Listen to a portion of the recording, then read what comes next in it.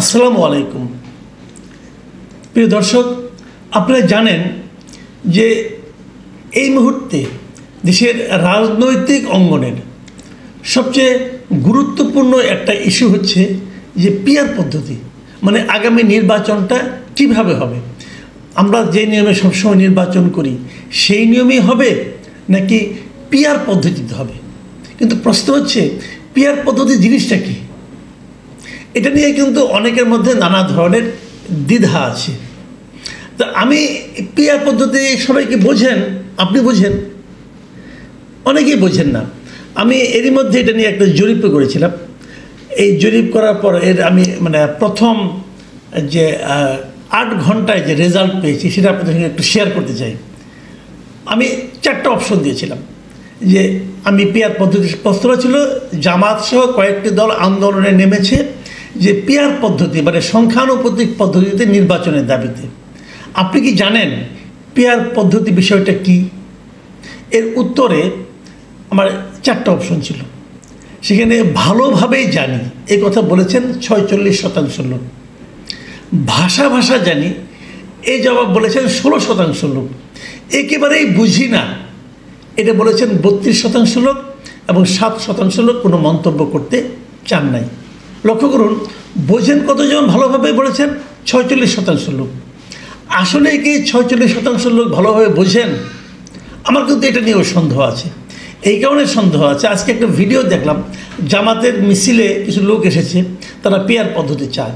তাদেরকে জিজ্ঞাসা করা হলো পিআর পদ্ধতি আপনি বোঝেন? ওনারা বলতে পারলেন না পিআর পদ্ধতি কী। তো এই সমস্যাগুলো কিন্তু থাকবে। নতুন একটা জিনিস, এটা না বোঝাও কিন্তু আমি কোনো ভুল মনে করি না, কোনো অপরাধ মনে করি না, হতেই পারে নতুন একটা জিনিস। তো আমাকে অনেকে বলেছেন যে পিআর পদ্ধতি জিনিসটা কী, এটা নিয়ে যেন আমি একটা ভিডিও বানাই। তো আমি আজকে আসলে পিআর পদ্ধতি বিষয়টা কী এটা একটু ব্যাখ্যা করে একটা ভিডিও করতে চাচ্ছি। আমি প্রথমে বলে নিই, আমাদের এখানে যে নির্বাচনটা এখন হয় এটাকে বলা হয় ফার্স্ট পাস্ট দ্য পোস্ট, সংক্ষেপে FPTP। এই সিস্টেমে নির্বাচন হয়, অর্থাৎ যিনি মনে করেন 4 জন প্রার্থী আছে, আমি একটু উদাহরণ দিয়ে বলি। ধরেন 4 জন প্রার্থী, ক খ গ ঘ, আমি এভাবে রাখলাম। ক পেল 38% ভোট, খ পেল 39% ভোট, গ পেল 15% ভোট, আর ঘ পেল 5% ভোট। এই যদি ভোটের হিসাব হয়, আর পরে যা 2-3% থাকলো ওটা অন্য খুচরা দলগুলি পেল, তাহলে জিতবে কে? খ জিতবে, কারণ তারা 39% ভোট পেয়েছে। তো 39% ভোট পেয়ে তারা ক্ষমতায় এসে গেল। একটা কথা ভাবুন তো, তারা 39% ভোট পেয়ে ক্ষমতায় আসলো, কিন্তু দেশের 39কে বাদ দিলে থাকে কত? 61%। 61% লোক কিন্তু খকে ভোট দেয় নাই। তাহলে 61% লোক যাকে অপছন্দ করে সেও কিন্তু ইলেক্টেড হয়ে গেল। এই জিনিসটা খেয়াল করেন। আবার আরেকটা হিসাব ধরেন আপনি, এই যে খ দল 39% ভোট পেল, এই সবটাই কি তার ভোট? তাও কিন্তু না। যেমন ধরা যাকে উদাহরণ দিয়ে বলি, যেমন ঘ পেয়েছে 5% ভোট।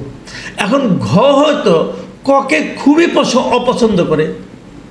যেমন আমাদের এখানে অনেক সময় কিন্তু হয়, একটা যেমন আওয়ামী লীগ জামাত হয়তো আওয়ামী লীগকে খুবই অপছন্দ করে, কাজে আওয়ামী লীগকে ঠেকানোর জন্য হয়তো জামাতের লোকজন যে বিএনপিকে ভোট দেয়, এরকমও কিন্তু হয়। আমি এখানে যে উদাহরণটা দিচ্ছিলাম ওভাবেই বলি যে ঘ হয়তো ককে খুবই অপছন্দ করে, এই জন্য সে তার অনেক ভোট সে খকে দিয়ে দিয়েছে। সে খকেও পছন্দ কম করে, কিন্তু কয়ের চেয়ে একটু কম করে, দুইটা অপছন্দের মধ্যে খটা হলো কম অপছন্দ, তাই সে খকে ভোট দিল। এখানেও কিন্তু ভোটের কিছুটা এমন জায়গায় সে ভোট দিল যেখানে সে অন্য সময় হলে ভোট দিত না, এটাও কিন্তু ঘটে। এই যে ঘটনাটা, এখান থেকে বাঁচার জন্যই কিন্তু নতুন একটা পদ্ধতি আসছে। সেই পদ্ধতির নাম হলো প্রপোর্শন রিপ্রেজেন্টেশন সিস্টেম, সংক্ষেপে PR সিস্টেম। বাংলায় আমরা যেটাকে বলি সংখ্যানুপাতিক পদ্ধতি। এখন ওই যে আগে যেটা বললাম যে FPTP, ওই সিস্টেমে পৃথিবীর কতগুলি দেশে এখন নির্বাচন হয় জানেন? 58টা দেশে। পৃথিবীতে 58টা দেশে ওই এফপিটিপি মানে যে পদ্ধতিতে আমরা নির্বাচন করি এই পদ্ধতিতে নির্বাচন হয়। এর মধ্যে ইন্ডিয়াও আছে, এর মধ্যে পাকিস্তান আছে, এর মধ্যে ইংল্যান্ড আছে, এরা এই পদ্ধতিতে নির্বাচন করে। আমেরিকা কিন্তু আবার আরেকটা পদ্ধতি, ওটা মানে কলেজ সিস্টেম, ওটা অন্য হিসাবে, ওই আলোচনা আমরা যাচ্ছি না আপাতত। আর এই যে বললাম পিয়ার সিস্টেম, এই সিস্টেমে এই মুহূর্তে সারা দুনিয়ার 90টা দেশে নির্বাচন হয়, 90টা দেশে। এখানে পদ্ধতিটা কি এটা আলোচনা করি।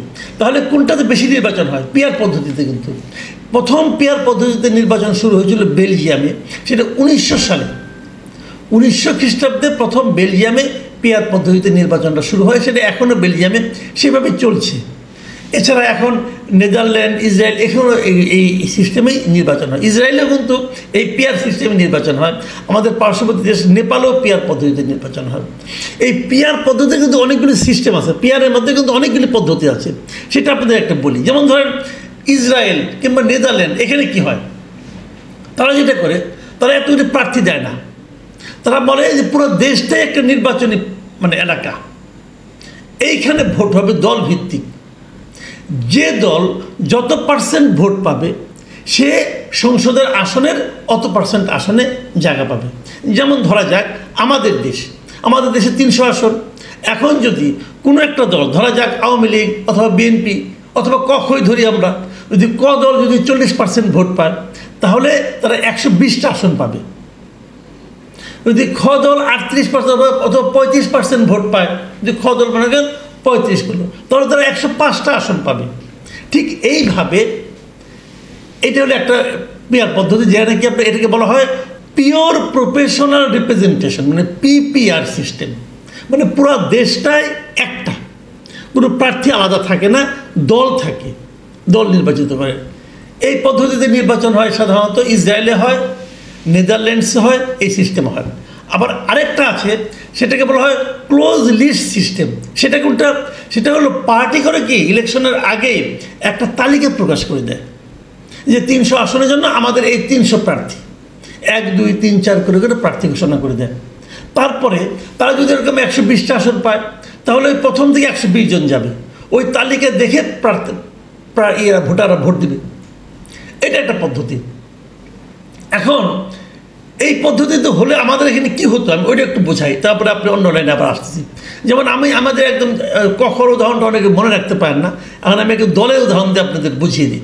ধরেন 2001 সালের নির্বাচনের কথা আপনারা ধরেন, মাথায় রাখেন। 2001 সালের নির্বাচনে কে জিতেছিল? বিএনপি জিতেছিল। বিএনপি কত % ভোট পাইছিল? বিএনপি সেবার 40.97% ভোট পেয়েছিল। ধরেন 41% ভোট তারা পেয়েছিল। 9-7 মানে তো 41 প্রায় 41% ভোট পেয়ে তারা আসন পেয়েছিল কয়টা? 193টা।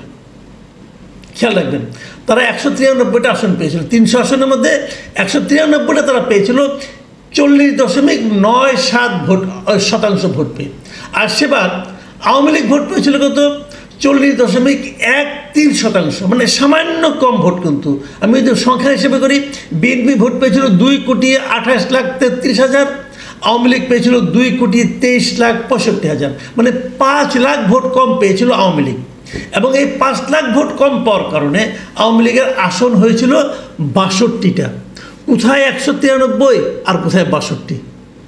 কিন্তু যদি ওইটা পিয়ার সিস্টেম ইলেকশন হতো তাহলে বিএনপি আসন পেত 193টা না, তারা পেত 123টা।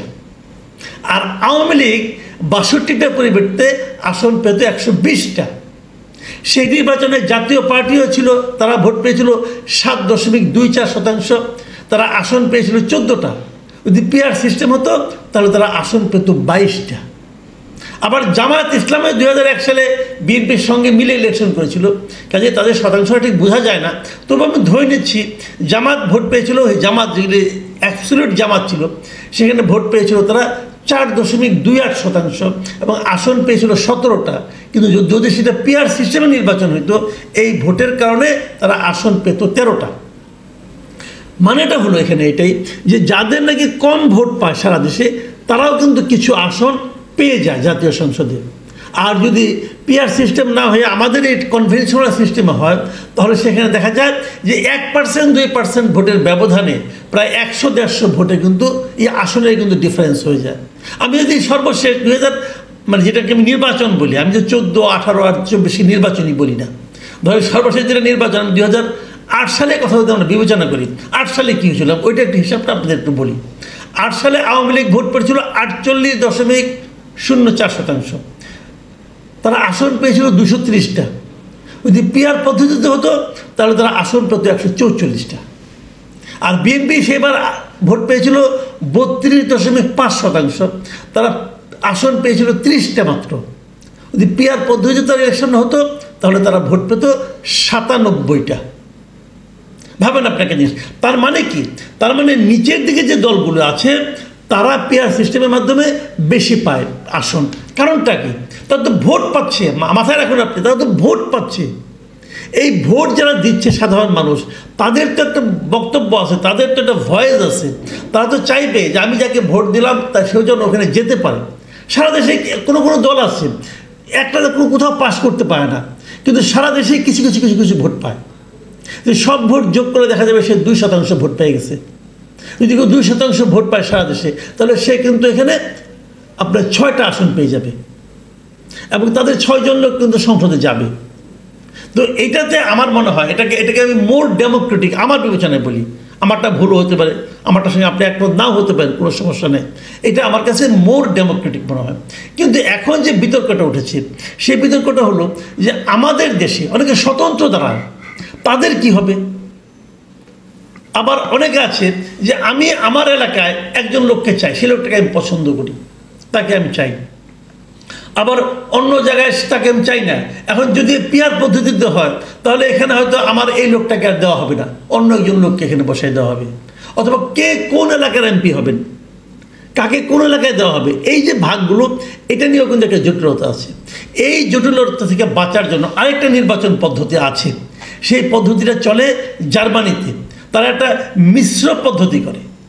সেই পদ্ধতি তারা কি করে? তারা সমস্ত আসনগুলির মধ্যে 50-50 করে দেয়। মানে তার 50% ন্যায় হলো পিআর পদ্ধতিতে, আর 50% ন্যায় হলো ওই যে এফপিটিপি পদ্ধতিতে, মানে আমরা যেভাবে চলি সেভাবে। তারপর তারা একটা মিক্স করে এবং ওতেও কিন্তু মোটামুটি একটা ভালো সুফল পাওয়া যায়। তো এই হলো মোটামুটি তাত্ত্বিক দিকগুলো। কিন্তু আমরা আসলে করবোটা কি? আমরা কেন এটা চাচ্ছি না? দেখবেন সবসময় যারা নাকি ক্ষমতায় যায়, যারা বড় দল, তারা সবসময় ওই এফপিটিপি পদ্ধতিতে ইলেকশন করতে চায়, তারা পিআর পদ্ধতি চায় না। আর যারা তুলনামূলক ছোট দল তারা পিআর পদ্ধতি চায়। গণতন্ত্রের মূল বক্তব্যটা হলো আপনি একজন মানুষের কথাও শুনবেন। যত বেশি লোকের কথা, যত বেশি লোকের ভয়েস আমি সংসদে আনতে পারবো ততই সুবিধা। আমি পার্সোনালি পিআর পদ্ধতির পক্ষে। কিন্তু আমি আবার এটাও মনে করি এই মুহূর্তে এখনই পিআর পদ্ধতিতে নির্বাচন হওয়ার প্রয়োজন নাই। কেন প্রয়োজন নেই সেটা বলেই আলোচনাটা শেষ করব। এই জন্য মনে করি যে পিআর পদ্ধতিটা নিয়ে আরও গবেষণা করার দরকার আছে। আমাদের দেশের জন্য কোন পদ্ধতিটা লাক্সই হবে, অথবা আমরা নতুন কোনো পদ্ধতি উদ্ভাবন করবো কিনা সেটা নিয়ে আলোচনা হতে পারে। এই আলোচনা চলতে চলতে আমরা হয়তো 5 বছর পরে এটা নিয়ে আলোচনা করতে পারবো, আমাদের সিস্টেমে চেঞ্জ করতে পারবো। কিন্তু সমস্যা হলো একটাই, যারা ক্ষমতায় থাকেন তারা তো পিআর পদ্ধতি চান না। তো যে কারণে তখন এটা হবে কি না এটা তো আমরা জানি না। তো এখন আমাদের একটা সংস্কার কর্মসূচি চলছে। এখন এই ধরনের একটা মানে আপনার সিগনেচার করে নিলেই হয়, চুক্তি করলেই হয় যে 5 বছর পরের থেকে আমরা পিআর পদ্ধতি চালাবো।